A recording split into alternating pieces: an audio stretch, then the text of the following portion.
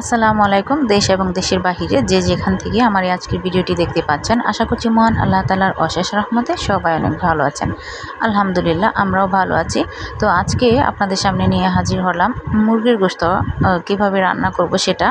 তো যেহেতু কিছুদিন হলো কোরবানির ঈদ গিয়েছে, সেজন্য গরুর গোশত খেতে খেতে এখন শরীরে একদম চুলকানি, অ্যালার্জি আর কি বেড়ে গিয়েছে।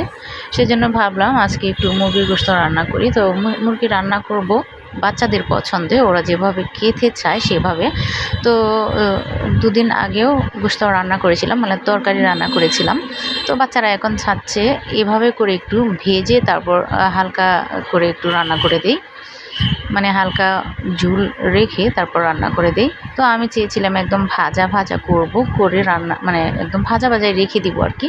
তো ওরা চাচ্ছে হালকা একটু ঝুল রেখে দিতে, সেজন্য এভাবে করে রান্না করছি। তো অবশ্যই স্ক্রিনের মধ্যে দেখেছিলেন আমি সব ধরনের মশলা, মানে গোশত রান্না করতে যে ধরনের মশলা দরকার হয় সবগুলো দিয়ে নিয়েছি। তো কাঁচামরিচটা আমি একদম ইউজ করি না গোশতের মধ্যে।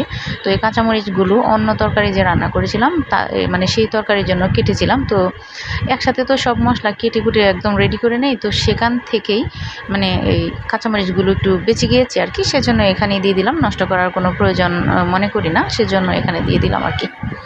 তো এখন সব ধরনের মশলা দিয়ে ম্যারিনেট করে তারপর আমি এই গোশতের যে পিসগুলো আছে সেগুলোকে তেলের মধ্যে ভেজে নিচ্ছি পর্যাপ্ত পরিমাণে তেল দিয়ে, মানে যার যতটুকু দিতে ইচ্ছা করে আর কি, মানে যারা যেভাবে খান। অনেকেই কিন্তু তেলটা একটু বেশি খায়, আর অনেকেই হয়তো বা স্বাস্থ্যের জন্য বা চিকিৎসাজনিত কারণে তেল ঝাল এগুলো কম খায়।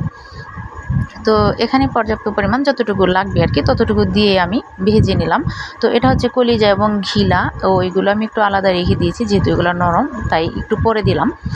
এরপর গোশতটা ভাজা ভাজা হলে এই পেঁয়াজগুলো মশলাগুলো সাইড দিয়ে দিয়ে দিচ্ছি। আমি কিন্তু এভাবেই রেখে দিতাম ভাজা ভাজা করে।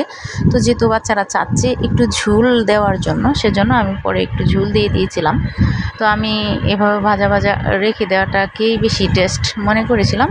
তো আসলে না, একটু ঝুল রেখে দেওয়াতে কিন্তু খাবারটা একদম পরিতৃপ্তিভাবে খাওয়াও গিয়েছে এবং ভালোও লেগেছিল। তো সেজন্য আজ এভাবেই, মানে বাচ্চাদের পছন্দে এভাবেই রান্না করে নিলাম। তো একদম ভাজা ভাজা হয়ে গেলে আর কি, যখন ভাবলাম যে একদমই রান্নাটা কমপ্লিট হয়ে গেছে, ঠিক তখন একটু সামান্য ঝুল দিয়ে দিয়েছিলাম, যাতে করে ওরা পছন্দ করে আর কি। যারা খাবে তাদের পছন্দ মতোই তো তৈরি করতে হবে, তাই না? তো এভাবে করে লাস্ট পর্যায়ে যখন দেখলাম যে তরকারিটা একদম নামানোর আগে আর কি নামাতে হবে, ওই রকম পর্যায়ে এসে একটু ভাজা জিরার গুঁড়া দিয়ে দিলাম।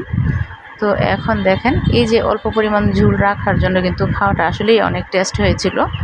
তো এই যে এভাবে রান্না করলাম, যাদের বাচ্চারা একদমই মানে খেতে চায় না বা মুরগির গোশত খেতে অতৃপ্তি লাগে, তারা এভাবে চাইলে রান্না করে নিতে পারেন। কারণ আমি যেহেতু রান্না করেছি সেজন্য আমি বুঝতে পেরেছি আসলে এটা অনেক টেস্ট ছিল, অনেক ভালো লেগেছিল। তো এই যে এভাবে করে রান্না করে নিলাম, বাচ্চারাও খুশি আর ওদের খুশিতে আমিও খুশি। তো আমি চেষ্টা করছি সবাইকে ভালোভাবে দেখানোর জন্য। তো সবাই ভালো থাকুন। আসসালামু আলাইকুম।